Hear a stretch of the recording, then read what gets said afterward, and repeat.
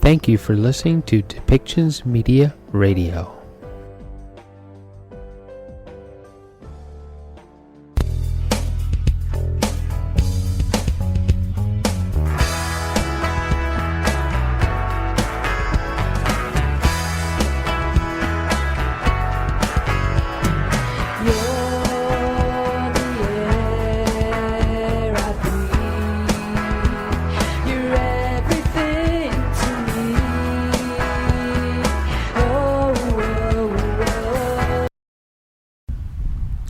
Welcome back, everybody. I want to welcome to the show Natasha Carter. Natasha Carter is not only the author of the book Unfinished Business, she is also a social media guru, and we want to talk to her a bit about how she used social media to push her book out there so that she gathered the right audience and was able to sell a bunch of books. And she's as current working on her second or maybe third novel. But this is from the About the Author section in Unfinished Business. Natasha knew she wanted to be a writer since she first learned to read, but didn't go all in until 2019. She started a blog and then broke into fiction when she accidentally began to write a novel in 2020. She has many works in progress, so expect several upcoming releases. In addition to the erotic romance genre, she writes mystery, suspense, and science fiction. Natasha lives in the Midwest of the United States with her family and 2 cats. She loves nature, astrology, tarot, and all things spiritual. I've been following Natasha for quite some time, and I realized that along with everything else, she is a very positive person and a very fun person to just kind of hang out in the social media world. With some of the things that she actually shares. So let's welcome Natasha to the show. 2, 1. Welcome to the show, Natasha. It's great to see you again, and of course, I've said several times on Twitter how you are my favorite author. And hey, thank you. You know what? At this point, I actually feel like you're my sister in positivity, because you always say such cool stuff, such positive stuff on Twitter, and I had to respond with that same kind of positivity. You just bring it out in people. So yeah. So awesome. Yeah. So how did you get started writing this? Because Unfinished Business is the first book featuring Carissa Collins, and I have this feeling there's going to be more of that character. You're going to endear her or something. No, go another way. No, I think that this is going to be a standalone, and unless a lot of people want a sequel, I have had a few people wish that I would write another one and continue on the journey of the 2 characters, but I didn't intend. I feel like have you finished it? Yeah. Okay. Yeah. I don't intend on continuing their story. I kind of wanted to leave it up to your imagination as to how it goes. I mean, it's a happily ever after, or is it a happily ever for now, kind of thing. But if it gets if a lot of people want more, maybe I will write a sequel. But right now, I have a lot of other stuff in the works, so it would be a while before I get to it. Yeah, yeah. In the About the Author section, it talked about your life dream to be an author and a novelist, right? Yes. Yeah. So that was always the dream since I learned how to read. So, how does it feel to actually know that so many people are actually buying your books? Because we can get it through Amazon and a few other ways, right? Really mostly just through Amazon. Unless you ordered from me directly like you did, and several other people. A lot more people than I thought, actually. I think I'd had like 150 people request signed copies from me that I signed and sent in mails, and that was a little overwhelming because I thought I'd have like 25. That's why you had to do a second order of books. Yeah, I mean it was a long process. Yeah, So, yeah. So I know a lot of people were waiting for a while, and unfortunately that's the way it went. So yeah. So it well along with that, you have you have a lot of support at home also, yeah. because you talk about what is it 4 and 14, is it? Yes, those are my daughters. I don't like to say their names. No. The age numbers are good enough. We don't need to put those kind of names. I okay. As you've been following me for a while too, have you ever seen a picture of my kids? No. No. Mm-mm. You probably know that I have 2 kids, but no. Yeah. Right? Right? When you put yourself out in certain ways, that there are others who, I don't want to go into this too far. There are people who want to stalk, and why put my loved ones in jeopardy because somebody decides to be a stalker. We have to keep them safe. Yeah. So, but with that, you have quite the audience on social media. Between Twitter, we also follow each other on Instagram, and you have a following there also. A little bit. It's not as big as Twitter by any means. No, it's not as big as Twitter, but how do you make that effective to be able to sell your books? Well, I mean, as far as like building my following on Twitter, it was kind of an accident at first. I had no idea what I was doing. But nobody that I knew was following me, so I was just saying whatever random stuff came to my head, and it was super like filterless. And people liked that. And so then I started to realize what to say and like and then I started doing like questions stuff too, because people love to answer questions about themselves, and then just following the people who were interacting and growing that way. And I don't follow as many accounts now that I used to, just because it got overwhelming and hard to keep up with. And I only have it so people can DM me if I'm following them, so I try to limit that because I was getting way too many messages and it was just too much. Yeah. So that leads into you do it. You're doing a good job of keeping like your art, your family, and the all the social media stuff in some sort of a balance. Then. Yeah, I'm trying to. I mean, there have been times where I spent way too much time on there, and I'm trying to limit that now, just because it can be such a time suck. And but once I launched the book, I had to spend more time on there, getting it out there, and pushing it out to people.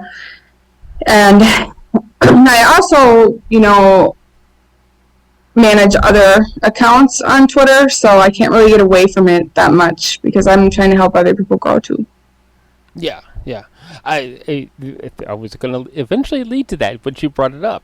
Yeah. Because you are a social media guru, and you have client accounts, right? Yeah. So, how do you?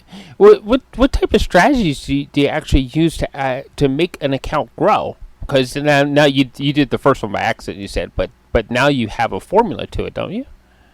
Yeah, I mean, it's pretty strategic in a way. I mean, I guess I didn't really realize that it was, but like I said, I do a lot of questions. I retweet those tweets from my account, and then from their accounts, I follow all the people who interact, like, comment, and make sure that I engage with the comments, because anytime you reply to a comment on one of your tweets, it bumps that tweet back up to the top of the feed and allows it to be seen by more people. So you have to make the algorithm work for you in that way. Okay. So the reply engagement is one of the biggest ways to grow, because if people comment on them, if you get a bunch of comments and you don't interact with any of them, it can be kind of rude or cold or standoffish, and people will be like, oh, they didn't even reply to me. But I mean, that can be hard when you get hundreds. So, but I try to at least like all of the comments if I can.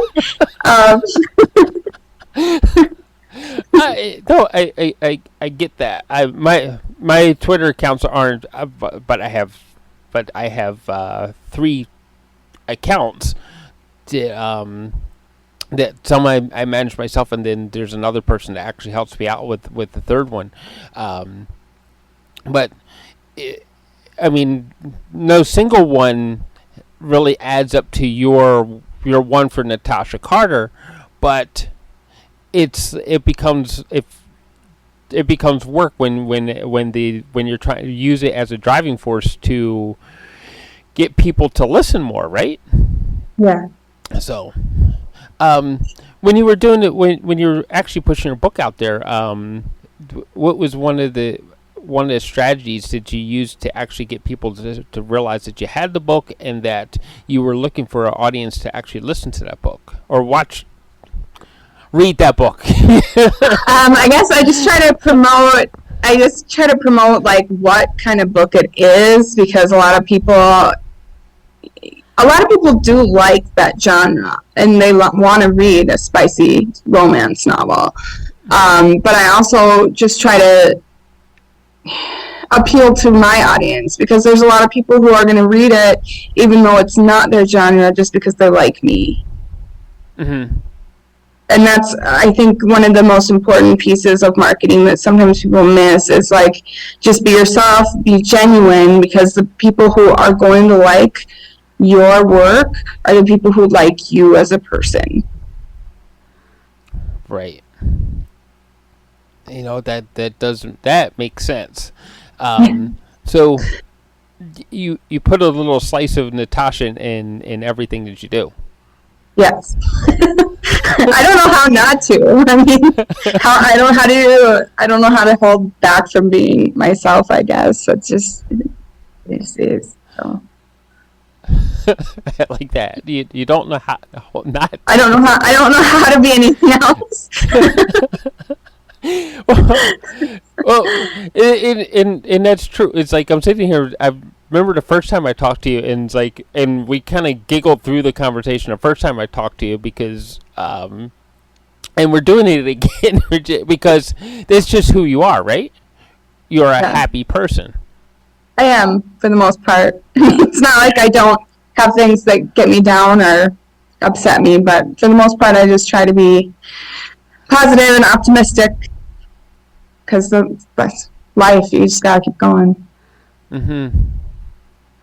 So, because you wrote the book, and and the novel, and you have another work in progress. It's like I have like 9. I just see I just see the hashtag WIP, and I was like, work in progress. Got it. It's like I know I have like 9 started. I'm all over the place. I'm kind of ADHD, so I'm trying to rein the squirrel in a little bit. But I do have a finished draft that I'm working on editing and revising. So I'm hoping to have that published by September is my goal. I'm trying to keep myself on task with like a deadline, because otherwise it'll just fall through the cracks. But so I'm trying to I'm really enjoying my new project, and I just want to keep working on it, but I'm trying to have some self-control and be like, okay, you can write for 1 hour on your new project if you edit for 1 hour on your old project. Well, that makes sense. Yeah. Yeah. Um, I wish I had that discipline. And you call yourself ADHD? It doesn't always work. Because I don't think I have the. I think I'm more ADHD than you are because I don't have that kind of discipline. Oh my God. Um, I totally on the artistic end. I get the having several projects on the run and trying to try. And it's like, oh wait, what? This one's actually going to do something to feed back money back into the system. I better focus on that one a little more, a little closer, you know. So how do you prioritize or make sure that one thing gets pushed up over another? Well, I really tend to go with the flow. It's like whatever one is calling to me at the time and wants to be written, because sometimes I feel like projects need time to breathe. So, Hidden Obsession is the one I'm going to be publishing next. And I wrote it almost 2 years ago is when I started on it. And so it's just been waiting. I don't remember when I finished the first draft, but it's been waiting and just kind of like sitting there while I work on other things. And now I'm like, okay, now it's time to polish it and get it ready because it's the closest one to being done. So I need to get it out there because I need to continue to build off my momentum I've grown here with my first book. Mm-hmm. I know a lot of people are ready for the next one. There's some authors that they do the what is it winter, fall, or spring? Yeah, spring and then summer. That yeah, something like that. they actually do so that they actually space their books like 6 months apart. Is that something that you're trying to do for yourself or? Yeah, I think that's what I'm going to shoot for is try to get. So the next one I'm doing is actually going to be a series. So I'm hoping to get the first book out in like September and then the second one maybe 6 months after that. And then I'm not sure where it's going to go after that or if it's just going to be the two. We'll have to see. And then the other one that I'm working on right now is really the one I want to get out there soon too. So I really would like to have them all out within the next year and a half. I see. I did notice that. Okay, so while I was reading Unfinished Business, and there's it because that marketing brain of my own goes wiggling along, right? And I was like, okay, there wasn't a lot of sponsorship notes in there, like different products kept popping up or something like that. That's in this one, but I know on Twitter that you had built a relationship with a couple companies. Now I know that, and I'm actually going to bring up your friends right now. The No Shit Show, another podcast out there. So and you appear on there quite frequently, and they also, I know you guys bounce back and forth a lot. I've actually never been on their podcast. We have planned it and it fell through, and I think we're still going to do that, but it hasn't happened yet. Oh, okay. Because I can't. But I manage their account. I manage that account. Yeah. I knew you had a relationship with them, and that's what the question is. How do you build the right relationships with businesses so that they help you get your projects out there and help and actually help like your social media marketing business and all that kind of stuff?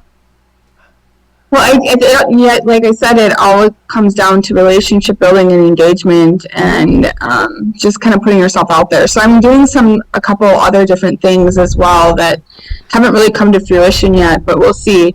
So when I first started writing, I started with a company called Elephant Journal. Mm-hmm. And I was writing strictly like nonfiction, like personal essay type stuff, blogging. And they really helped me grow as a writer. And so, and I haven't written on there for a while. And I reached out to Waylon, who's the person who started Elephant Journal, and was like, hey, I wrote this book and I just wanted to let you know and like thank you for encouraging me on this journey, because there's no way I would have gotten here if it weren't for you guys and getting my start with Elephant. And he was like, hey, why don't you promote it on Elephant and we will share it up to all of our people. And so those kind of connections that you make, you revisit them as you're trying to, because people are going to be supportive of you if you're supportive of them. Right. So, I mean, it's like every other relationship that you have in life. You just generally try to do the right thing for other people, right? Right. Right. So, and has so that probably has also helped you with your social media following. The fact that you keep building relationships rather than just trying to string them along with a product, right? Yeah. I mean, I haven't had any other products before this book, so I don't know what I'd be stringing along. Well, it's kind of a person. it's kind of a common of advice to people, though, right? Build relationships rather than just try to, Yeah, I mean, I see a lot of people doing it wrong, I guess, where they're just trying to throw their book out there and just not really trying to interact or engage with other people. And it's like, why would anyone just buy that book? Mm-hmm. Why do they care? You have to make them care. Right. Right. And obviously you do a good job of making people care. Sometimes. Sometimes too much. Well, there was because there's been a lot of social issues, not social media issues, but social issues that have happened, and you've commented on those, and you didn't like irritate anybody. You actually woke people up. Yeah. So. I hope so. I mean, I try to be very understanding and accepting of all viewpoints and where they come from, because often people have people really hold tight to their beliefs and sometimes don't realize that those beliefs can be wrong. And especially if you've been taught to believe something your entire life. Mm-hmm. And so I try to be very open-minded and just like being like, hey, like I respect everybody's belief systems or political views. I understand that everyone comes from a different path. And so if we could just get everybody to be on that same page and have that same level of acceptance and respect and kind of like find our middle ground, because that's where we're off right now, like as a whole. Like mm-hmm. we're so divided on everything and we just want to like throw so much anger and hate at anybody that thinks differently than we do, and like we really need to understand that fundamentally we are just all the same. We're all just human and we're all just trying to make the decisions that we make to the best of our abilities, and we need a lot more compassion for each other. Right. I agree with that. Because I noticed some things in Unfinished Business about there's the controversial polyamorous relationship thing versus the traditional, and you make them all come together and work that we. It's like the message is we should be accepting of other viewpoints. It doesn't mean we have to suck it in and make it our viewpoint. It just means that we have No. to respect it, right? Right. Like, I mean, I don't know that that would work for everyone, or, I mean, personally, I don't think it would work for me, but I just was intrigued by the subject and thought, okay, let's use this. This would be fun to learn about and write about. But I know that there are people that it does work for, and then there are other people who choose monogamy, and that's fine for them, and there are other people who are in monogamous relationships that probably shouldn't be. So, I mean, I just think that we need to be more open-minded and accepting of what works for other people. Just because it doesn't work for us doesn't mean that it's not okay. Yeah. So it seems you put all that compassion and love for other people, and that respect, all those things. You put that into everything you do. Yeah. Yeah, because that's just who I am as a person. Like, and sometimes it bites me in the ass. I will admit that, because I have a lot of empathy and I have a big heart, and I try so hard. I mean, I have a degree in psychology. I wanted to be a psychologist at one point in my life. I wanted to help people, and that, that changed. I decided to go in a different direction. But I always try to understand why people do the things they do, and sometimes I think I understand more than they even do. But it's so hard to try to make other people understand, okay, well, this is why they did that, or this is why you did this. And, like, it's not, even when it's, like, sometimes really mean things people do, and it comes from a place of pain, and you try to understand that, but there are some things that are just too much. Yeah. There are things that just become, okay, that's a bit much, or they cross the line or something, right? Yep. Boundaries are important. Very. Yeah. So. And I didn't used to have a lot of boundaries, and I've had to really learn how to have some healthy ones, especially over the past couple of years, and learn, like, I don't have to respond to everybody. I don't have to, like, it's okay if I upset someone, because whatever, like, I have to take care of me first. Mm-hmm. Right. I get that part, the lesson in life, love to learn me first. Yeah. I think we there was an info one of those little infogram pictures things that we were sharing around with that on there one time, but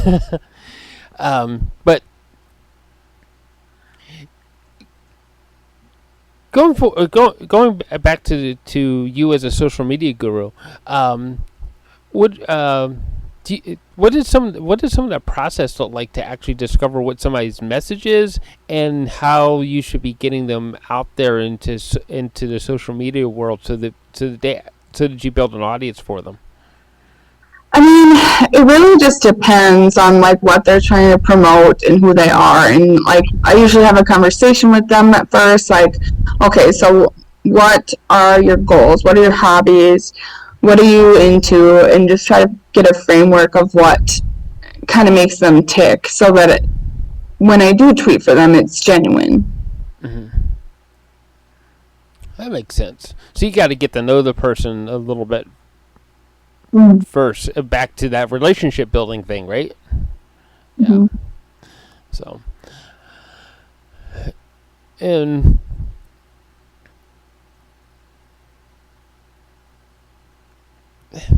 well, let's go into this because you and I've said this a few times on Twitter that you are a beautiful person, and Thank you.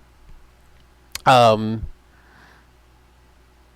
that you're trying to make you're trying to do the work to make a beautiful world for people, right?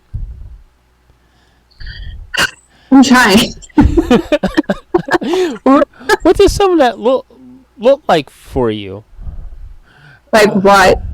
Like what are Ideally, you what? trying to what if you were building this beautiful world? What would some of that look like for you? Well, the world we live in is just so lost, and it seems to just be getting worse. And I don't know how to fix it. I don't have the answers. I wish I did. I can only try to be, the only control over anything that I have is over myself. Mm-hmm.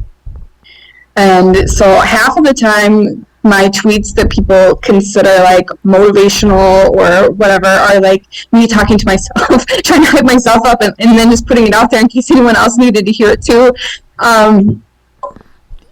Because life is hard, especially right now. Like over the past few years, after the pandemic and everything else, and the political divide, and like everything that's going on in the economy, everyone is struggling. Everyone is struggling. There's nobody who's not having a tough time with something in their life.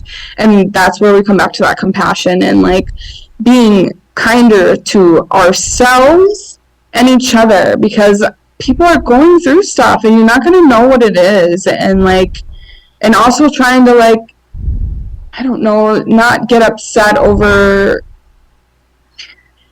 My mom was really good at this. I struggle with it sometimes, but she always tried to put herself in other people's shoes. Mm-hmm. And so even if I was like, somebody was being rude to me and I was like, wow, they're so mean, they're so awful, they're so rude to me. And she was just like, you know, Natasha, like you need to think about what they could be going through. They could be going through something and they're just projecting, and you need to not take it personally. And so, which can be really hard to do in the moment, but and try not to be reactive, because sometimes that's all people want from you, like the Twitter trolls and whoever else. What they want is your attention. They want your reaction. So if you give them that, they're winning. And so you have to kind of just hold it in.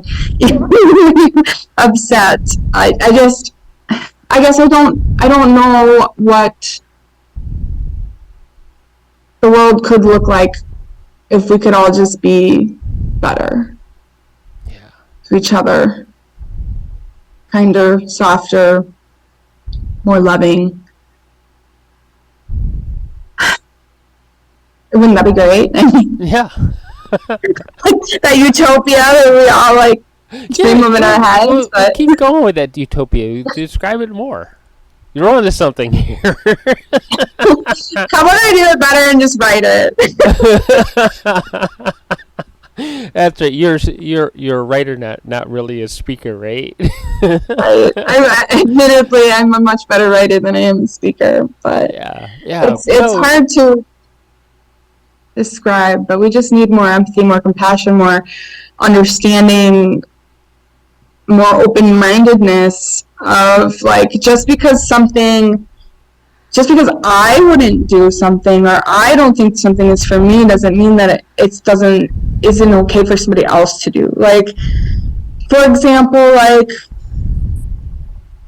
gosh, our whole lives I feel like there was this big stigma around being gay and like people being upset about it and people not wanting people who are gay to get married. And it's like, I've never understood like why that bothers anyone. Why does that bother you? It's not affecting you in any way. You know, I've never understood that. As somebody who's, you know, my brother is gay and I absolutely love him so much. And it's always just been so hard for me to have the world be the way it was. And it was getting better, and now it seems to be going backwards. And I don't know why. I don't know why that's happening, but like, love is love, and we should just celebrate that love, no matter who it's for. And like, two women getting married affects me zero, affects my life zero. So why don't they get to be happy and enjoy their lives? Right. It's just frustrating. Yeah. No, I agree with that. And you've peeked into my world a little bit, and gee, I'm sitting here with I've been criticized for my pink shirts. I got a whole bunch of these. It's like, and I guess that, see, I also try to help people when they're building an audience, right? That you're building that audience in a way that they have a happy existence in business and in life, right? You know what I mean? Mm-hmm. So there was something that was a really big, and I'm gonna throw this out there. There was something that was a really big thing, not only politically but business wise for me. That I would have got like a series of documentaries and stuff out of it, right? And they criticize my pink shirt, and they criticized my shoes. I was like, well, I guess maybe you don't really want me to work with you. If you can't accept it's just a piece of cloth, right?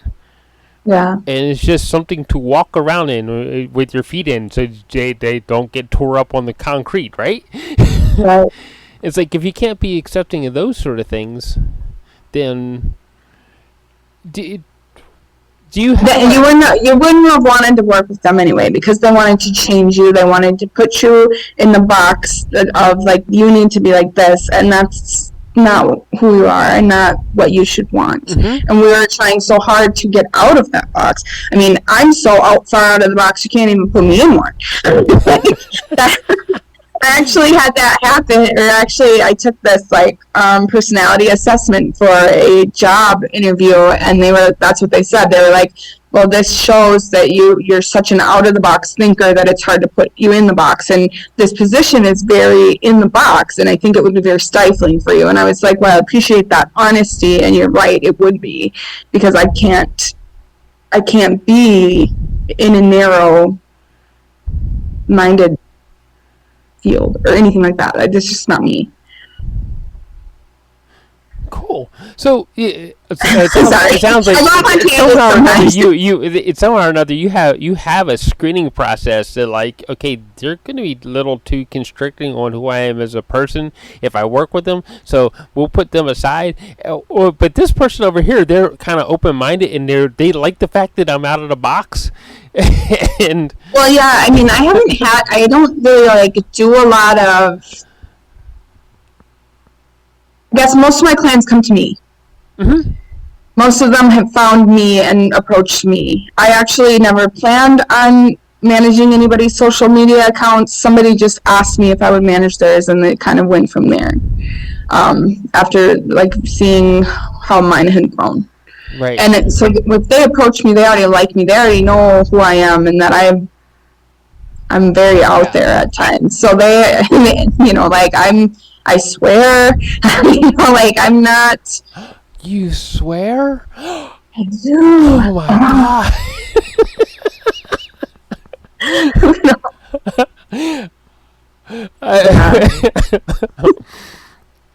And like when you're in an entrepreneurial role, like you want to work with the clients that you're going to fit with. You don't want to.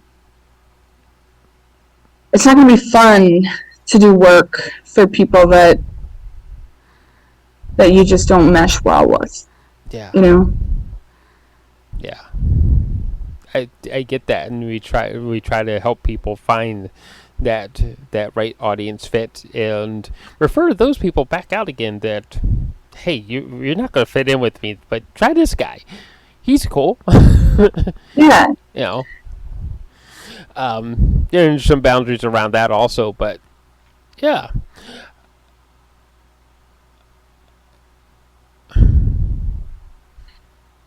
I do have one last question, and then we'll get to best ways to find your book and or work with you as a social media guru,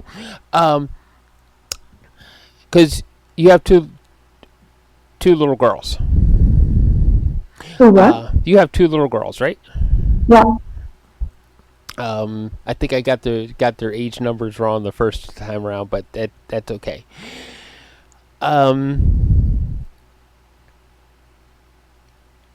What do you want them to see out of life or get out of life?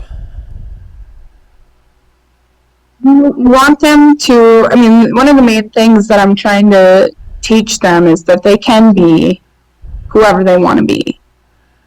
And there are different ways that I'm doing that. So the first thing, like we always tell children to go after their dreams. Mm-hmm. Right? I remember hearing that, but then it seems like people get really upset as an adult when you actually do. Doesn't it seem that way? It seems like, well, I'm doing what I always wanted to do. Why does everybody hate it? Like, like I'm finally doing it.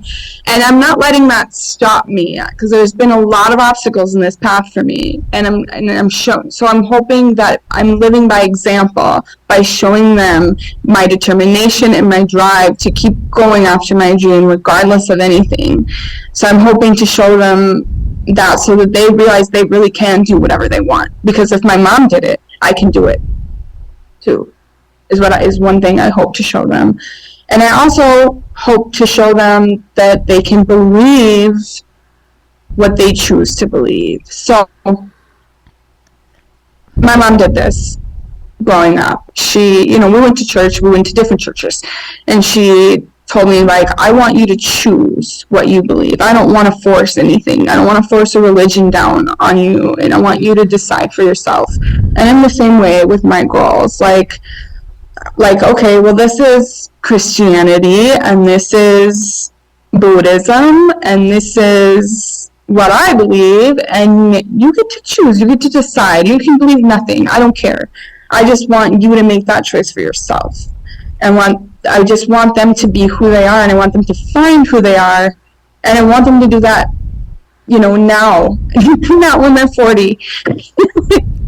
Because it seems like a lot of people just grow up and they're told, okay, this is what you have to believe, this is what you have to do, this is who you are because this is who I say you are, and then they have like a midlife crisis or breakdown because that's not who they are and not who they want to be, and then they have to like start all over, and then it's like, I want you to find that on purpose, like now. Wow. Sorry. No. That was like, that was very heartwarming. Don't say sorry for that one. That was very heartwarming, very warm, very well said.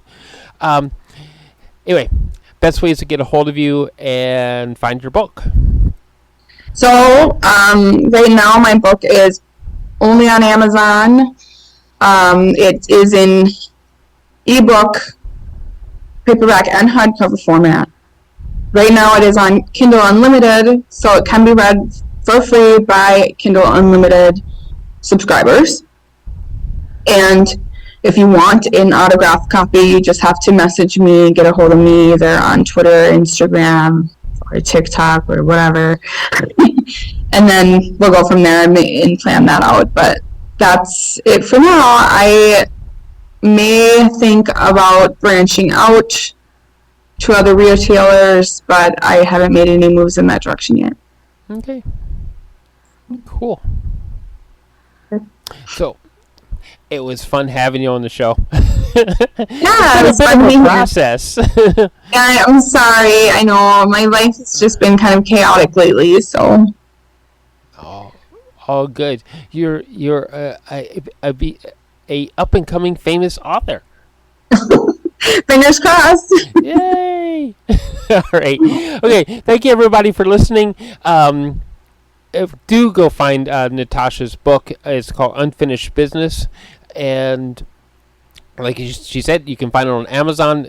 just type in unfinished business in Amazon at search bar, and, But and you you'll might find you it. might want to put in my name too, because if you just type Oh, in that's true. unfinished business, there are other titles. There are other books with the same titles. So Yeah, Natasha Carter. Natasha Carter.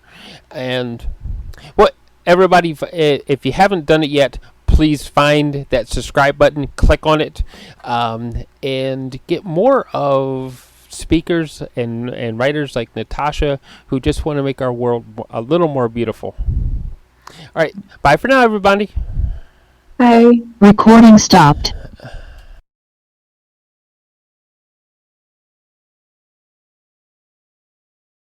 And I looked up at a shooting star, and then I wondered who you are. I just need to know. So I wished upon that shooting star, and then I wondered where you are. Is it destiny, or is it meant to be?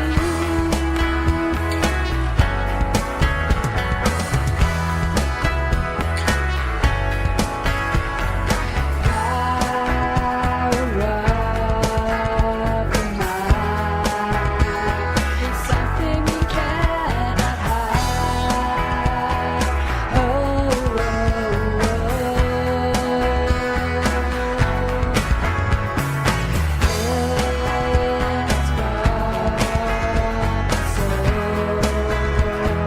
Help us to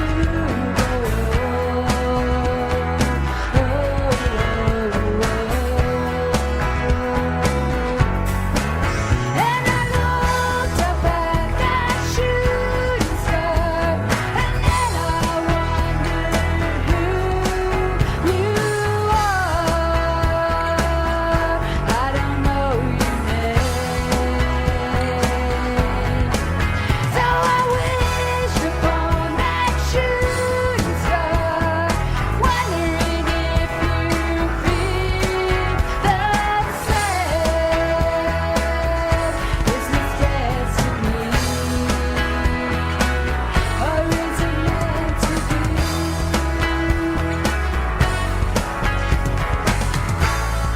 Take me like a little child in your arms.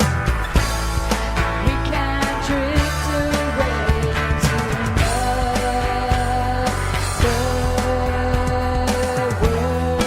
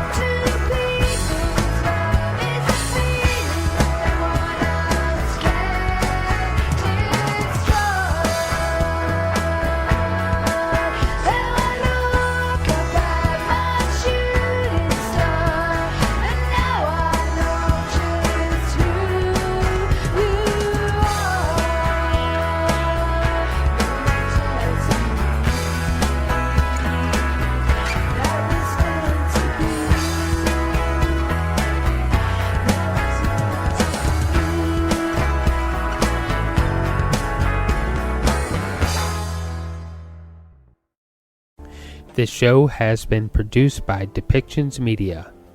Please contact us at depictions.media for more information.